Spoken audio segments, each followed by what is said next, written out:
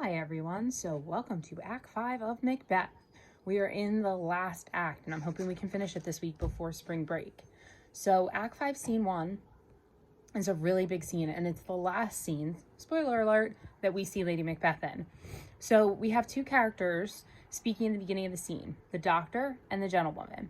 Gentlewoman is another word for like a servant, a personal servant to Lady Macbeth, and she's been with Lady Macbeth since Lady Macbeth was young. So she feels a certain loyalty to her.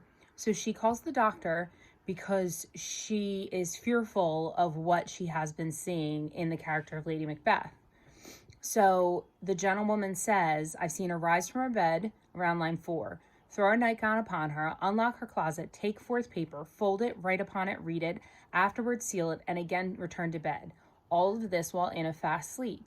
So she's sleepwalking. And while she's sleepwalking, she's taking paper and she's writing on it. And then she folds it up. And then she goes back to sleep. And she's also speaking in her sleep. So the gentlewoman has a loyalty to her, so she doesn't say what she's been saying to the doctor, which makes us think that it's probably pretty bad in nature of what Lady Macbeth is talking about, because remember, Lady Macbeth is the queen right now.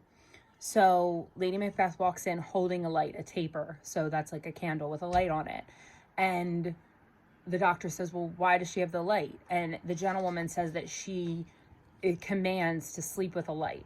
So that's not because Lady Macbeth is literally scared of the dark. So I want you to think about, why is that light symbolic?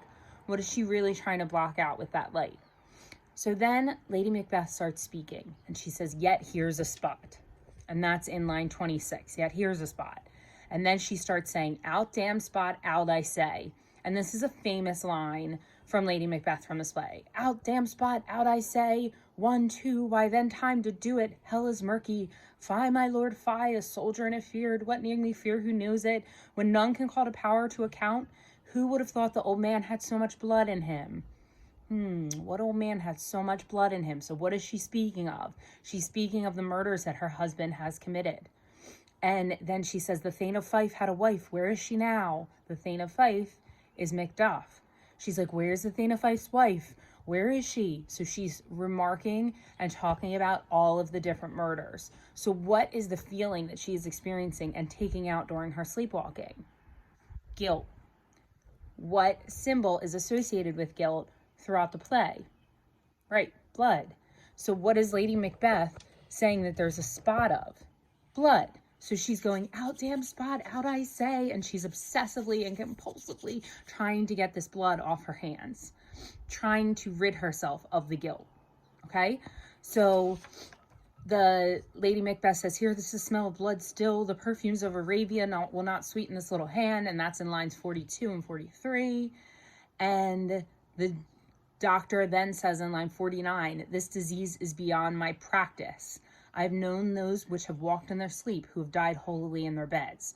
So is something wrong with Lady Macbeth that she needs some medication, she'll be good? No. He says, something's wrong with her up here. Something's happening to her, and I can't cure this.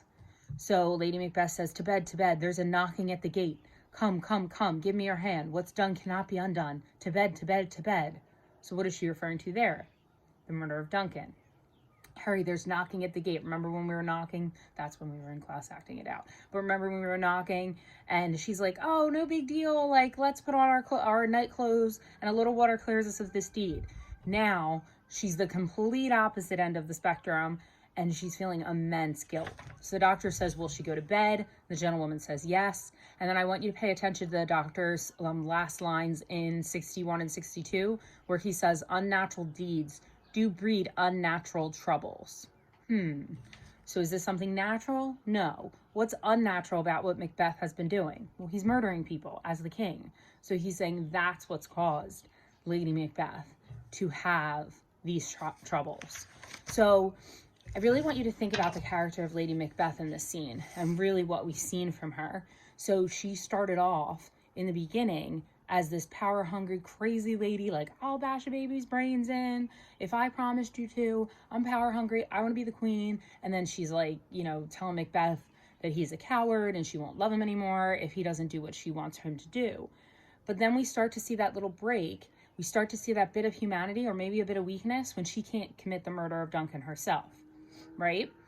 So then the murder's committed of Duncan. She doesn't care. She's like, little water clears us of this deed. I'm good. I'm queen. But she wanted it to end there, and it didn't. And her husband continued to kill, and he continued to participate in these murders of people that she considered to be completely innocent.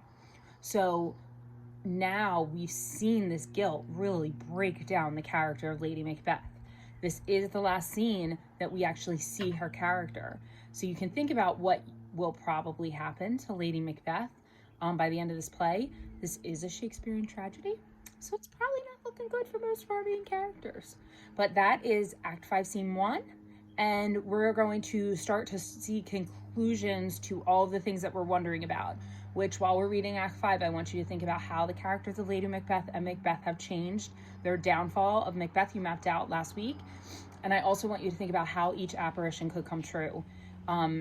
Obviously, there were little riddles. How could they come true? How is this going to end for our main characters of Lady Macbeth, and especially Macbeth?